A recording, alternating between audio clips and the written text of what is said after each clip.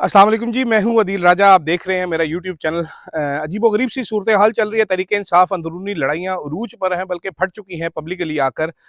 बात करेंगे इसके ऊपर। फवाद चौधरी साहब बरस रहे हैं तहरीक इंसाफ की सियासी कमेटी पर। सियासी कमेटी ने एक एलामिया जारी कर दिया। उन्होंने कहा जी फवाद चौधरी का तहरीक इंसाफ से ताल्लुक ही कोई नहीं है, फारिग है ये।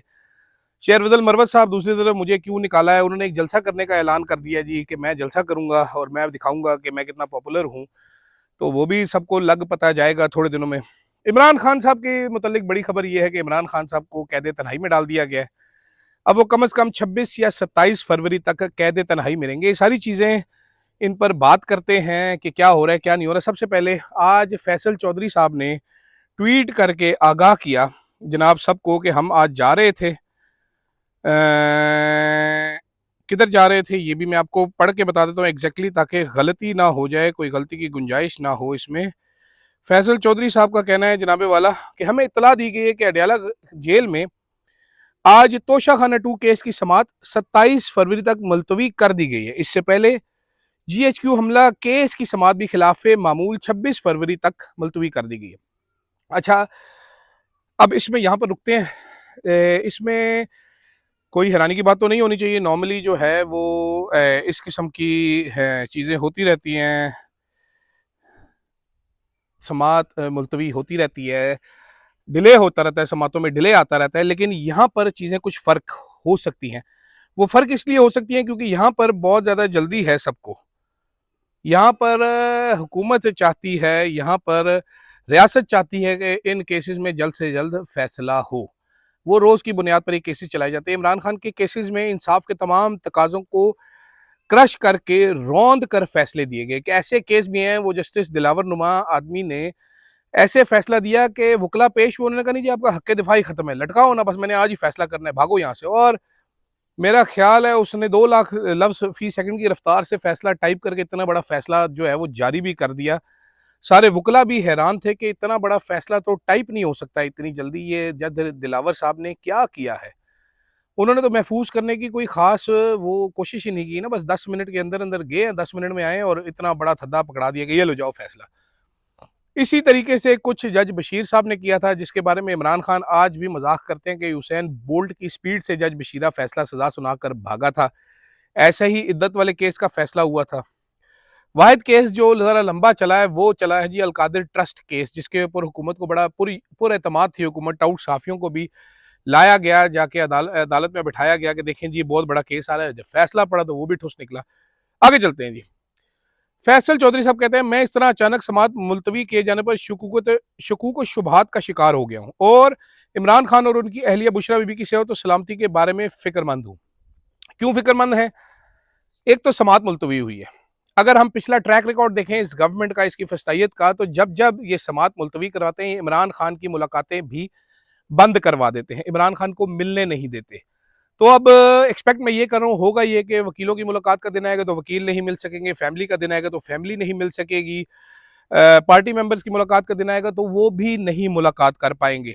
और इमरान खान को पिछली बार जब इमरान खान ने कॉल दी थी ये लॉन्ग मार्च की, धरने की, एहतजाज की 26 नवंबर की, तो इमरान खान को उससे पहले कैद तन्हाई में डाल दिया गया था। इमरान खान ने जो खत लिखा उसमें और जो चीफ जस्टिस को भी लिखा उसमें इन्होंने खुलकर बताया कि जी मेरे साथ क्या सलूक किया गया। उस सलूक में क्या था?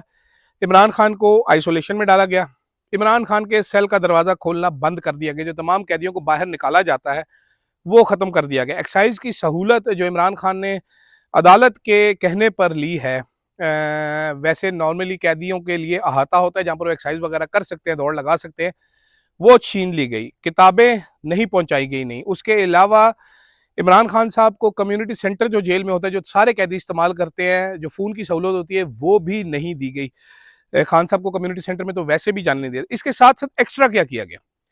एक्स्ट्रा ये किया गया इमरान खान के साथ कि 5 दिन इमरान खान को मुकम्मल अंधेरे में रखा गया। आपको मालूम होगा अडयाला जेल के जिस सेल में इमरान खान को रखा गया, मौत की चक्की कहते हैं उसे, उसमें खिड़की नहीं होती, कोई रोशनदान नहीं होता। तो इमरान खान को 5 दिन मुकम्मल अंधेरे में रखा गया, सेल की बिजली काट दी गई।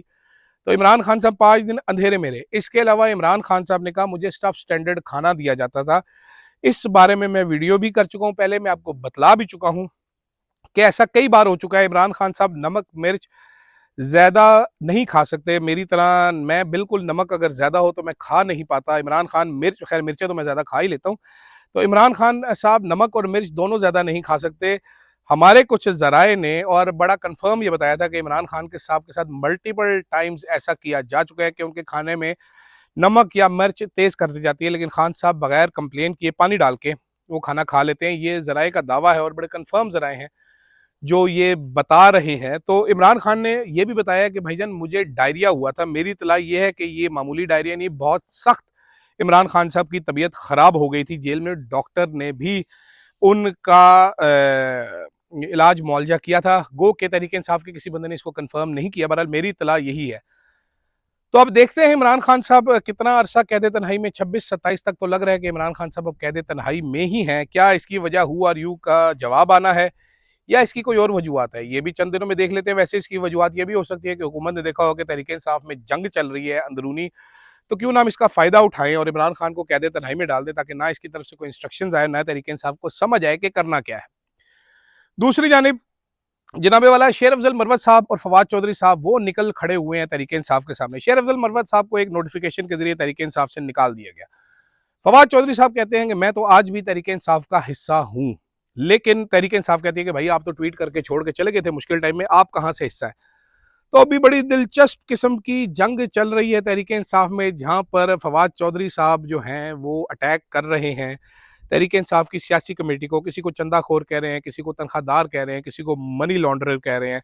दूसरी जानिब शेर अफजल मरवत साहब जो है उन्होंने अपने जलसे का ऐलान किए रखा है। वो कह रहे हैं मैं आप पे जलसा करूंगा और मैं वड्डा जलसा करके दिखाऊंगा। मेरी इतलात के मुताबिक, फवाद चौधरी में मैं दोबारा आता हूँ, मेरी इतलात के मुताबिक शेर अफजल मरवत साहब जब इलेक्शन से पहले जलसे शलसे करना शुरू हुए थे तो उनकी सपोर्ट कर रहे थे मुराद सईद। मुराद सईद के लड़के ही सब कुछ ऑर्गेनाइज करवाते थे, वरना शेर अफजल मरवत साहब जो हैं वो इतने बड़े लीडर नहीं थे और उनको ये सपोर्ट मुयस्सर थी इमरान खान के ऑर्डर पर।